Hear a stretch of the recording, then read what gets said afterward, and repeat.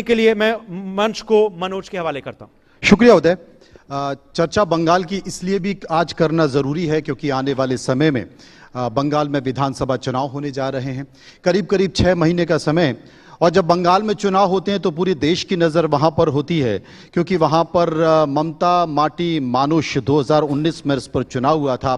बहुत मेहनत, बहुत कोशिश की थी, पूरी केंद्र की सरकार लगी थी, उसके बावजूद भी ममता बनर्जी जीती है। लेकिन तब से अब तक बहुत पानी बह चुका है, पानी के साथ साथ बहुत खून भी बह चुका है, और उस खून बहने का जीता जागता उदाहरण इस वक्त मेरे साथ मौजूद हैं खगेन मुर्मू साहब, जो कि टीएमसी के सांसद हैं। आपको पहचानने में दिक्कत हो रही होगी, लेकिन बीजेपी के माफ कीजिए, बीजेपी के सांसद, आपको पहचानने में दिक्कत हो रही होगी, लेकिन इनके ऊपर हमला हुआ था और इनके चेहरा, इनका माथा खून से लथपथ था तब जब बाढ़ प्रभावित लोगों की मदद करने गए थे। ये वही खगेन मुर्मू हैं जो कि बीजेपी के सांसद हैं। मेरे साथ मौजूद हैं भारत सरकार के केंद्रीय राज्य मंत्री शांतनु ठाकुर जी। देश का एक महत्वपूर्ण मंत्रालय पोत परिवहन वाटर हाईवेज मिनिस्ट्री उनके पास है। दोनों से विस्तार से चर्चा करेंगे, समझने की कोशिश करेंगे। सबसे पहले मैं शांतनु जी से पूछना चाहता हूं। शांतनु जी, बिहार में, माफ कीजिए, बंगाल में चुनाव आ चुके हैं, बिहार में चुनाव अभी खत्म हुआ है, बीजेपी की जीत हुई है। अब बंगाल के चुनाव को आप कैसे देखते हैं? अगर 2019 के चुनाव की बात करें, तब जबकि बहुत महत्वपूर्ण संकेत आपको लेकर भी गया था, अब फिर से बंगाल में चुनाव होने जा रहा है। ममता बनर्जी कई मुद्दों के जरिए केंद्र सरकार पर हावी हैं। इस बार का बंगाल का चुनाव क्या कहता है? देखिए, एक तो लोकसभा का जो वोट होता है वो एक टाइप का वोट होता है, और विधानसभा का जो वोट है वो और एक टाइप का होता है जी। 2021 में देखा जाए तो भाजपा ने 77 सीट जीते हैं, मतलब कांग्रेस और सीपीएम जो है उसको एक भी सीट नहीं मिला। इस बार हम लोग सोच रहे हैं कि भारतीय जनता पार्टी पावर में आएंगे और सरकार गठन करेंगे, इसके लिए कि उनका जो लगातार शासक दल का जो लगातार अत्याचार, भ्रष्टाचार, ये लोगों के अंदर फैल गए हैं, आम लोगों के अंदर फैल गया है। इसीलिए जो जनसाधारण है, आम लोग हैं, वो परिवर्तन चाहते हैं, और इस परिवर्तन इस बार होगा। 2026 में भारतीय जनता पार्टी की सरकार आने वाले हैं। परिवर्तन है, भारतीय जनता पार्टी की सरकार आने वाली है बंगाल में, ऐसा शांतनु साहब कह रहे हैं। खगेन मुर्मू साहब, बाढ़ प्रभावित लोगों की मदद करने आप गए थे, बंगाल में चुनाव हो रहा है, चुनाव होता है तो हिंसा भी होती है, और चुनाव के पहले ही आपके साथ हिंसा हो गई। मुझे लगता है कि अगर आप देखना चाहते हैं कि इनकी स्थिति क्या हो गई थी तो अपने यूट्यूब में चेक कर सकते हैं। कल्पना नहीं कर सकते आप जो हमला इनके ऊपर हुआ था, जितना खून बहा था, इनका पूरा चेहरा, इनका पूरे कपड़े, गाड़ी में किसी ने पत्थर फेंक के मारा था तो वो पत्थर सीधे इनके मुंह पर आके लगा था। डर तो नहीं लगता है? लेकिन जब तक मैं बीजेपी में हूँ, भाजपा में हूँ, भारतीय जनता पार्टी के कोई कार्यकर्ता कभी डरते नहीं हैं। भारतीय जनता पार्टी के कार्यकर्ता बंगाल में आप देखते हैं तो बंगाल में सभी कार्यकर्ता वो नीचे खड़े होके जनता को साथ में लेके ये ममता बनर्जी का जो जैसे कि घुसपैठिया को मदद दे रहे हैं और वहाँ पे जैसे हिंसा का राजनीति कर रहे हैं, इसके खिलाफ लड़ाई भारतीय जनता पार्टी के सभी कार्यकर्ता एक साथ कर रहे हैं। तो ममता बनर्जी इसलिए अभी सोच रहे हैं क्या बीजेपी का जो जितना कार्यकर्ता इसके ऊपर हमला किया जाए, और घुसपैठिया और जो बांग्लादेश से आने वाला जो लोग, जैसे कि वो चाहे घुसपैठिया हो, चाहे बांग्ला या अफगानिस्तान से आए हुए जो रोहिंग्या हो, इनको साथ में लेके वहाँ पे पूरा सा पूरा एक महल बनाए ताकि एक जंगल राज बना दिया जाए, वही कर रहा है। लेकिन इसमें भारतीय जनता पार्टी और भारतीय जनता पार्टी के कोई कार्यकर्ता पीछे हटने वाला नहीं है। हम आदरणीय प्रधानमंत्री आदरणीय नरेंद्र मोदी जी और आदरणीय गृहमंत्री आदरणीय अमित शाह जी के नेतृत्व में बंगाल में 2026 में वो भाजपा की सरकार होगी, डबल इंजन का सरकार बनेगी। डबल इंजन की सरकार बनेगी। शांतनु जी, देश में बाबरी मस्जिद नहीं थी, वहां पर मंदिर बन गया, लेकिन इसी देश में बंगाल में एक और बाबरी मस्जिद का शिलान्यास हो गया। हुमायूं ने शिलान्यास कर दिया। जवाब में कहा गया कि एक अगर बाबरी मस्जिद बनेगी तो 2 राम मंदिर बनाए जाएंगे। ये जो बाबरी मस्जिद वहां पर बन रही है, शिलान्यास किया गया, लाखों लोगों ने वहां पर ईंट लेकर आए, करोड़ों रुपए का चंदा वहां पर आ गया। क्या आपको लगता है कि वहां पर एक नई फिजा निकल कर आ रही है और इस फिजा का असर क्या होगा? देखिए, जैसे तो सुप्रीम कोर्ट का जो वर्डिक्ट था, पूरे इंडिया में कहीं भी बाबरी मस्जिद नहीं बनेगा, लेकिन मैं मानता हूं कि ये टीएमसी सरकार का एक दोहरा नीति है, जिसमें टीएमसी सरकार जान चुके हैं इस बार 2026 में हारने वाले हैं। इसीलिए ममता बनर्जी ने ही हुमायूं जो है वहां का विधायक, उससे एक दूसरा पार्टी और एक इमेज, पर उसे तो निकाल दिया टीएमसी ने। नहीं, एक्चुअली कार्रवाई हो गई उनके खिलाफ। मैं तो इसीलिए दोहरा नीति बोला। हाँ, कि एक दोहरा नीति है कि दूसरा पार्टी खड़ा करके अगर ये लोग सत्ता में कम आ जाएंगे, सीट में कम आ जाएंगे, तो उसके साथ अलायंस करके सरकार गठन कर पाएंगे। ये एक उनका उद्देश्य है, जिस उद्देश्य में ममता बनर्जी ऐसा एक। पर टीएमसी कहती है बीजेपी का खेला है। नहीं, ऐसा कैसे होगा? टीएमसी के नेता बोल रहे हैं तो ये खेला बीजेपी का है। नहीं, अल्पसंख्यक वोटों को काटने का खेला है। भारत सरकार सुप्रीम कोर्ट का जो वर्डिक्ट है उसको मानते हैं। तो सुप्रीम कोर्ट ने जब वर्डिक्ट दिया है बाबरी मस्जिद कहीं पर बना नहीं सकते, वो उल्टा नीति में क्यों चलेंगे? तो ये तो उन लोगों का ही दर्द होगा जिन लोगों का समर्थन है। तो ममता बनर्जी एक खास कम्युनिटी को पालते हैं, पोसते हैं, तो ये तो आसानी से ही समझ में आ रहा है कि उनका ही किया गया एक काम नहीं, है। वो ये कह रहे हैं कि ममता बनर्जी भले ही एक खास कम्युनिटी को पालते पोसते हैं, लेकिन बीजेपी एक खास कम्युनिटी के साथ खेलती है, तो पर्दे के पीछे खेला हो रहा है। नहीं, ये मैं नहीं मानता हूं। मैं मानता हूं अगला सत्ता में टीएमसी को पता चल गया कि वो लोग नहीं आ रहे हैं, इसीलिए ही एक दोहरा नीति के अंडर पॉलिटिक्स खेला जा रहा है, जो ममता बनर्जी का ही क्रिएशन है। ये एसआईआर, मुर्मू साहब, एसआईआर का कुछ फर्क पड़ेगा? क्योंकि एसआईआर में कहा जा रहा है कि तमाम जो वोटर हैं उनका नाम काटा जा रहा है, बॉर्डर पर लंबी लंबी लाइनें लगी हुई हैं और टीएमसी के समर्थकों को काटा जा रहा है। ऐसे एसआईआर कोई ऐसे पार्टी का कोई ये कार्य नहीं है, पार्टी का रहे ऐसे नहीं है। यानी जैसे कि बोल रहा है ममता बनर्जी बीजेपी का साजिश है, इसमें बीजेपी का क्या साजिश है? ये तो होने वाला है। ये जो चुनाव आयोग ये वोटर लिस्ट को शुद्धिकरण के लिए ये एसआईआर लागू कर रही है। देश में 12 राज्य में एसआईआर हो रहे हैं, तो बंगाल में ममता बनर्जी क्यों डरती हैं? डरने का क्या है? एसआईआर होगा जिसमें एसआईआर के तहत जैसे कि जो वोटर लिस्ट वो शुद्धिकरण होगा, यहाँ पे शुद्ध वोटर लिस्ट बनेगा, जिसमें जो मृत्यु है उसका नाम हट जाएगा। डबल ट्रिपल एंट्री बंगाल में ही है, आपको पता है शायद। तो डबल ट्रिपल एंट्री जहाँ पे है वो जो वोटर लिस्ट में वो भी हट जाएगा।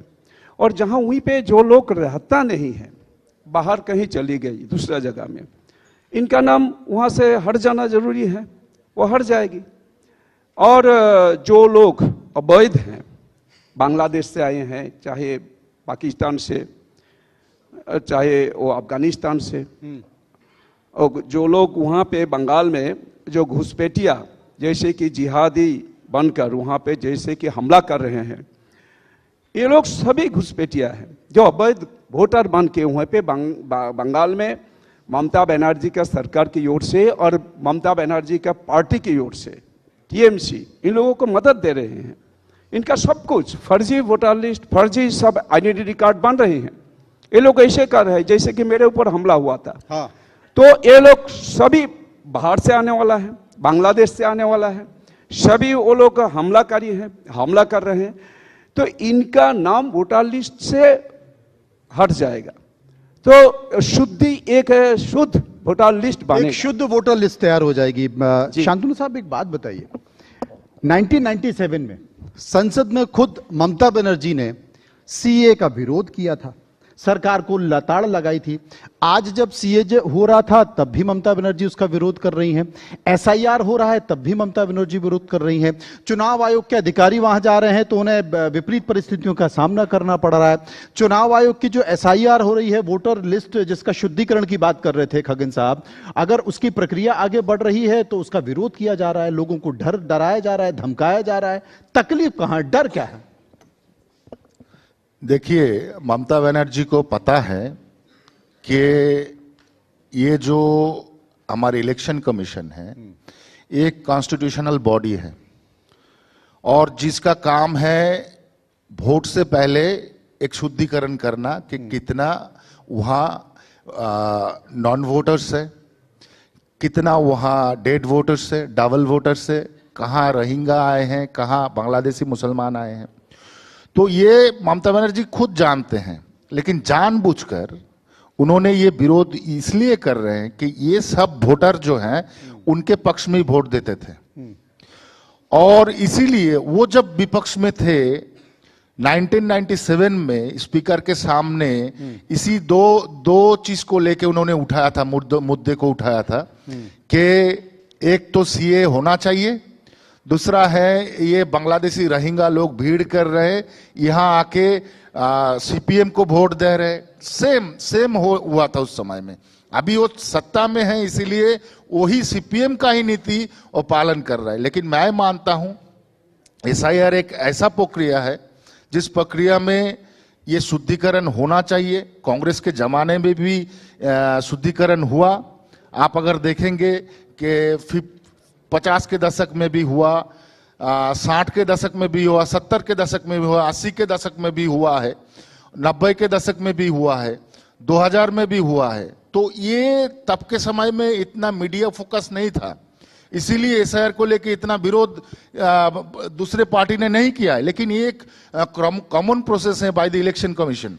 तो मैं मानता हूं कि ये सही है, ये शुद्धिकरण भी होना चाहिए और देश में कितने आबादी हैं इससे पता चलता है और कितने घुसपैठिए आके बैठे, कितने घुसपैठिए और कितने विदेशी हैं ये भी पता चलता है। निश्चित तौर पर जो चिन्हित लोग हैं उन्हें निकाला जाना चाहिए। शांतनु जी, आप मथुआ समाज से आते हैं, मथुआ समाज के धर्मगुरु भी हैं और जहां तक मुझे जानकारी है 2019 में देश के प्रधानमंत्री नरेंद्र मोदी आपके आवास पर भी गए थे। उसके बाद फिर वो बांग्लादेश लेकर 4 करोड़ की आबादी बांग्लादेश में मथुआ समाज की है, करीब 2-2.5 करोड़ के आसपास बंगाल में है।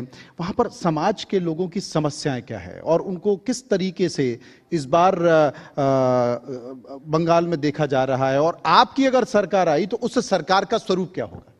देखिए, पहले ही तो मैं धन्यवाद देना चाहूंगा माननीय प्रधानमंत्री जी और गृह मंत्री जी को, इसीलिए कि बांग्लादेश से आए हुए जितने सारे ये शरणार्थी, इन लोगों का जो हालत उस पार में हुआ है जी, और उसी के अंदर, उसी के भीतर सिंपैथिकल ग्राउंड में उनको भारत में सिटीजनशिप दिया जा रहा है, ये एक बहुत बड़ा सिंपैथिकल सोच है जी।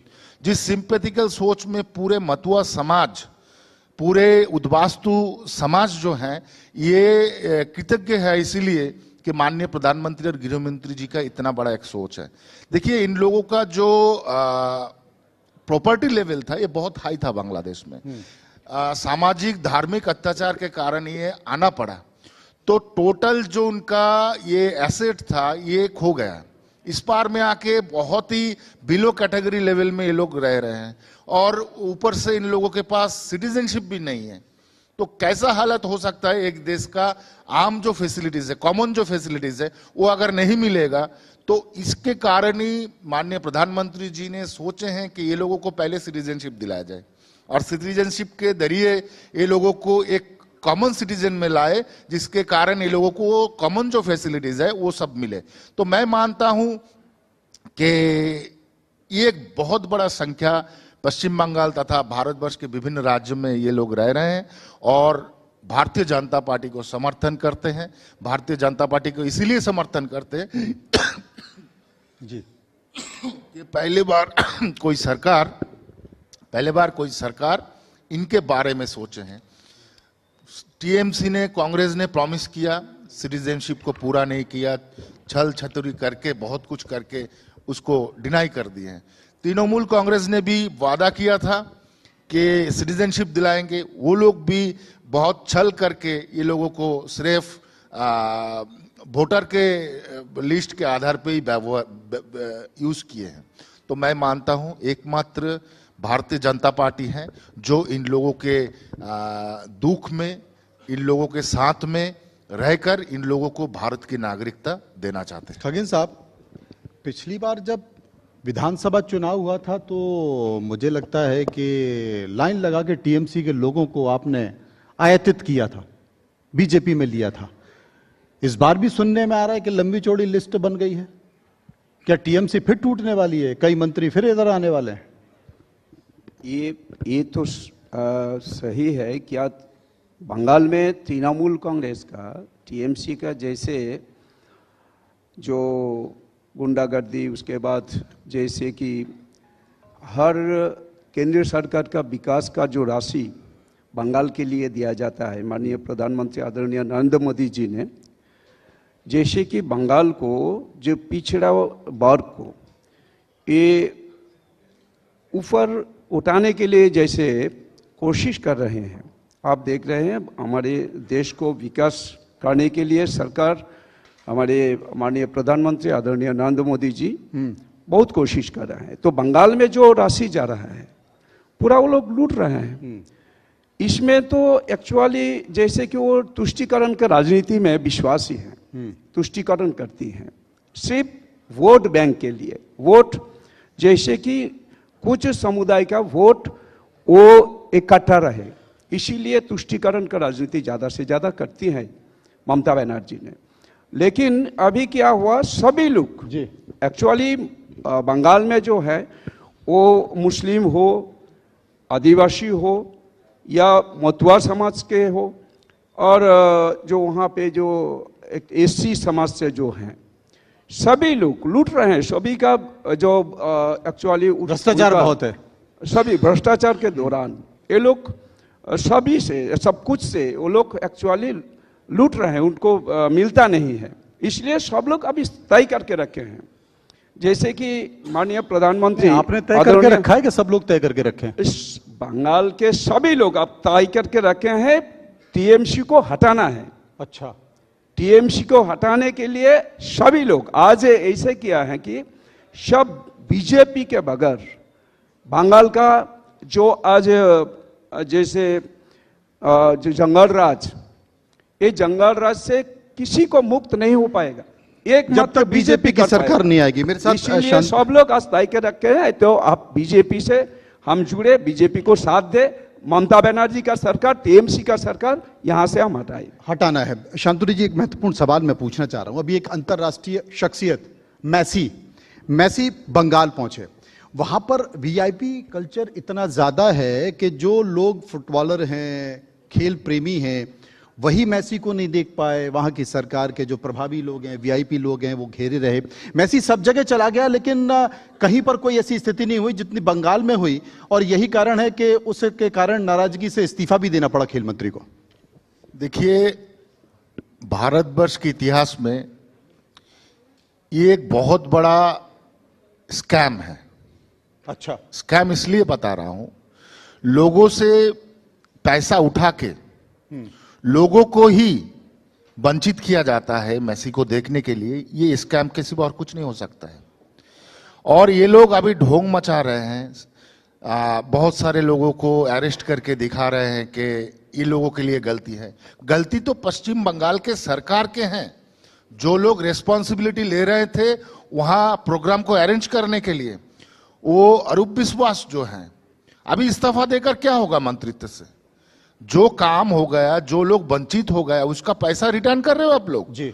तो नहीं कर रहे हो। तो ये एक बहुत बड़ा स्कैम हुआ है, जिस स्कैम के कारण आज पूरा पश्चिम बंगाल, पूरे भारतवर्ष के इतिहास में एक सबसे काला दिन उस दिन हम लोगों को देखना पड़ा। जांच वांच करा दीजिए, ईडी वीडी सीबीआई की क्या है? एकदम करना है, पता कितना चल जाए। पैसा वहां से उठाया गया है और कितना पैसा वहां बांटा गया है, ये छानबीन में आना चाहिए। आप मांग कर रहे हैं कि इसकी सीबीआई या ईडी से जांच इसका हो? सीबीआई तदंत होना चाहिए, चलिए। जरूर होना चाहिए। चलिए, एक और जांच बंगाल में सीबीआई ईडी करेगी, क्योंकि इसमें जो पैसा है वो मैसी के नाम से बड़े पैमाने पर जोड़ा गया। बहुत बहुत शुक्रिया शांतनु जी आपका, आप हमारे साथ आए, हमारे मंच पर आए। खगेन साहब आपका भी बहुत बहुत शुक्रिया। शुक्रिया आप दोनों का। मैं अब बाद में करते हैं, धन्यवाद। शुक्रिया मैं आप दोनों का करता हूं। और बेहद खास जो और बड़ा चुनाव होने वाला है अगले साल 2026 में, उस पर हमने चर्चा की, बीजेपी की क्या रणनीति होने वाली है। और ये भी आप इत्तेफाक देखिए कि आप दोनों के विचारों में कितना मेल है कि आप सेम भेष में भी आज आ पाए हैं। You are twinning as they say in English. एक तस्वीर के लिए मैं आप दोनों को आमंत्रित करता हूं। ये यादगार लम्हा को हम एक तस्वीर में कैद करना चाहते हैं। मनोज आपका भी मैं शुक्रिया करता हूं, मगर आग्रह करता हूं कि आप मंच पे बने रहें। हम अब शीघ्र गति से हमारे अगले सेशन की ओर बढ़ रहे हैं। हमारे अगले बेहद खास मेहमान हमारे बीच पहुंच चुके हैं।